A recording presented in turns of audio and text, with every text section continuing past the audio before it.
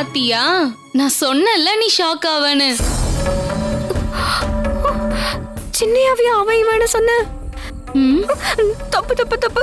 அம்மா மாசாணி அம்மா, என்ன மன்னிச்சிரு. அடியே, உன் புருஷனை லவ் பண்ண பொண்ணுன்னு சொல்ற, உனக்கு பொறாமையா இல்லையா? ஏன் புருஷன் லவ் பண்ணல, நான் எதுக்கு பொறாமப்படணும்? அது சரி. துர்கா, சவிதா மாதிரி ஒரு பொண்ணு லவ் ப்ரப்போஸ் பண்ணா எவன் வேணான்னு சொல்லுவான் சொல்லு?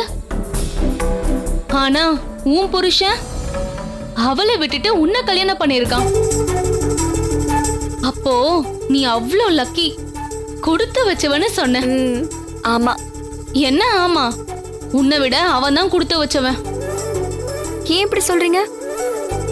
சவிதாவை கட்டியிருந்தா 1 மாசம் தாங்கி இருக்காது, அவளை டைவர்ஸ் பண்ணிருப்பான். ஆனா நீ அப்படியா? அவன்கிட்ட அவ்வளோ பிரியமா நடந்துக்கிற, அவன் திட்டினா கூட சாதாரணமா எடுத்துக்கிற.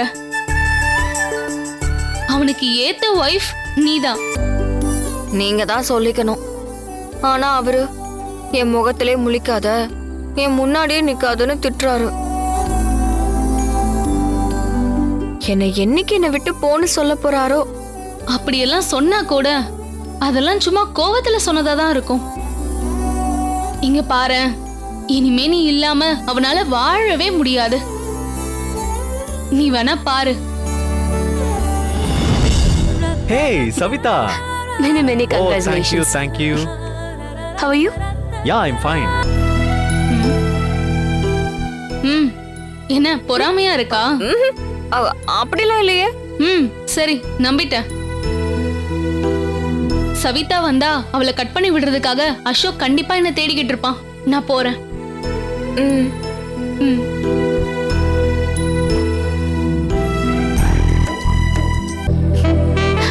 நான் ப்ரப்போஸ் பண்ணப்ப கல்யாணத்துல எனக்கு இன்ட்ரெஸ்ட் இல்லைன்னு சொன்ன கேள்விப்பட்டேன். நீ கல்யாணம் பண்ணிட்டியாமே, யார் இது? கல்யாணத்துல நம்பிக்கை கொடுத்த அந்த angel? Let me introduce you.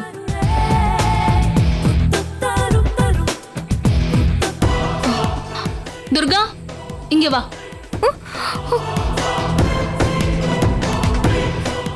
இங்க வா முதல்ல. ஐயோ, சின்னைய முன்னாடியே கூப்பிடுறாங்களே. இங்க வான்னு சொல்றல.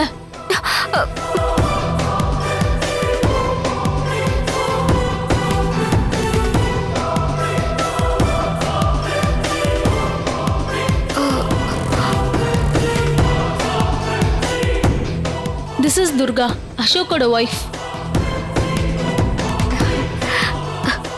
இவளா? Are you serious?